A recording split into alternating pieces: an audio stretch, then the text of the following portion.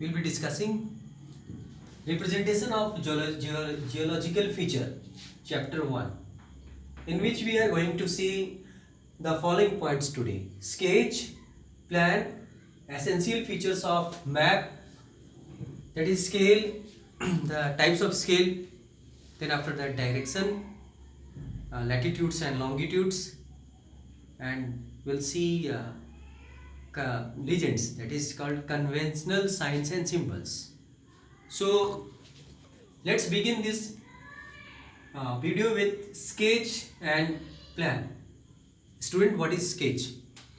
When we draw a rough diagram of any place in order to help someone, so people give direction to a particular place. If you want to give direction to any particular place, we use rough sketch by making a rough drawing to show the route, includes landmarks and name of streets.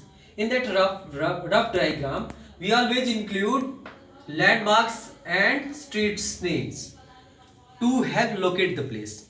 So landmarks, local landmarks and street names are always mentioned there. So the sketch are always very helpful for the people, so for indicating or locating any place. But the main drawback of, as you can see, the sketch is that it is not drawn to a scale.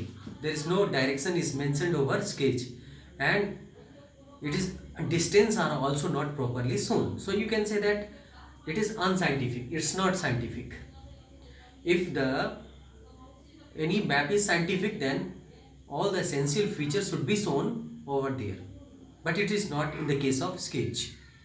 But next is plan. What is plan, students?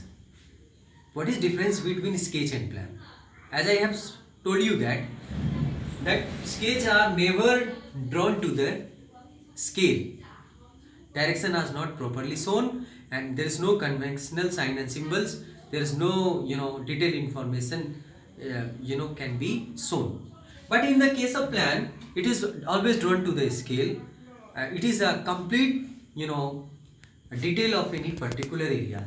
For example, in a case of plan, unlike the sketch where there were no scale, but in the plan there is this proper scale.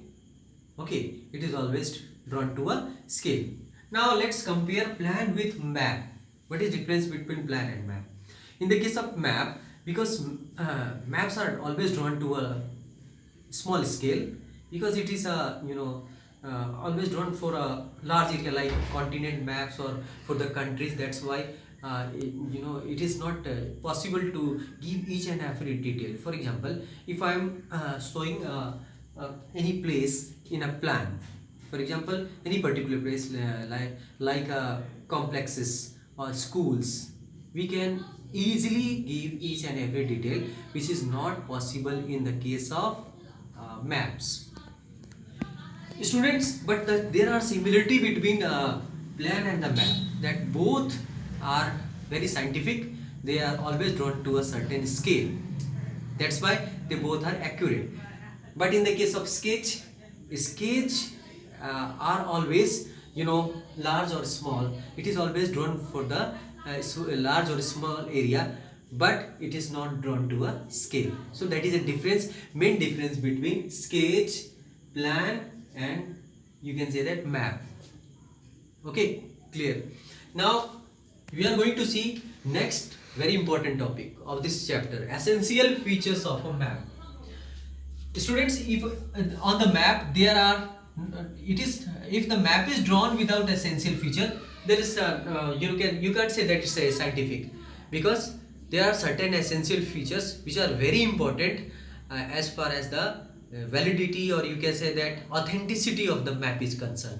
If there is no scale, no direction, there is no latitudinal and longitudinal grid of line, it is not, you can say that, very scientific. So out of all these features, I am not going to explain each and every feature of the map, but today I am going to explain verbal scale, types of scale. What is scale? First of all, we need to define what scale. Scale is a ratio between 2 points on the map and the corresponding point on the ground. It means that if you want to show any place on the map, okay, real distance on the map, for example it is 500 kilometer in reality, so what do you need to do? You can't get this much pace or equal to that size. That's why what we do actually, we reduce it to certain scale. Okay, so it is a ratio between the map distance and real distance on the ground. So let's see now the types of scale. We can divide scale into three types: verbal scale, linear scale, and representative fraction. First of all, let me start with verbal scale. What is verbal scale, students?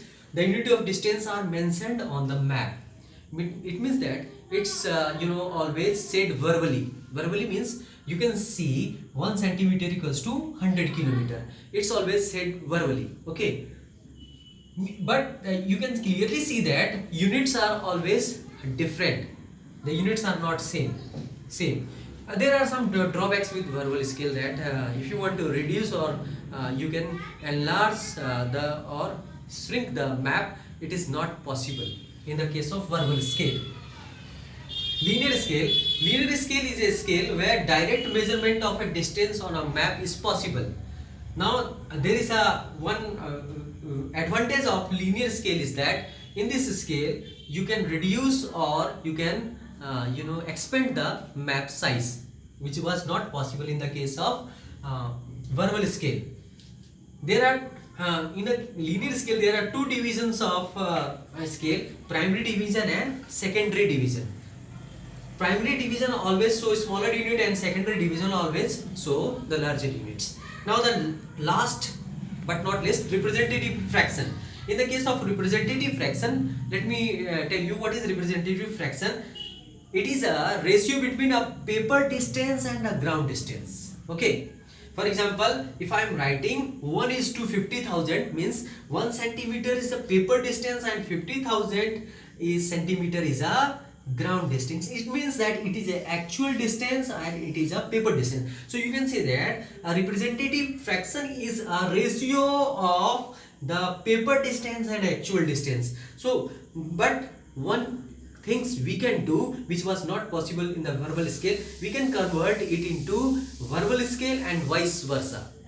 Okay, now representative fraction scale is very important, because in this case also conversion of you can say that the size of the map is possible. We can easily reduce or contract the size of the map, which was not happened in the case of verbal scale and linear scale. Okay, sorry, verbal scale. Now in the next video lecture we are going to see the rest features of the map, like we'll discuss direction, latitudes or longitudes and legends in detail. Till then, keep revising all these topics. We'll see the next features in detail in next video lecture. Till then, have a nice day.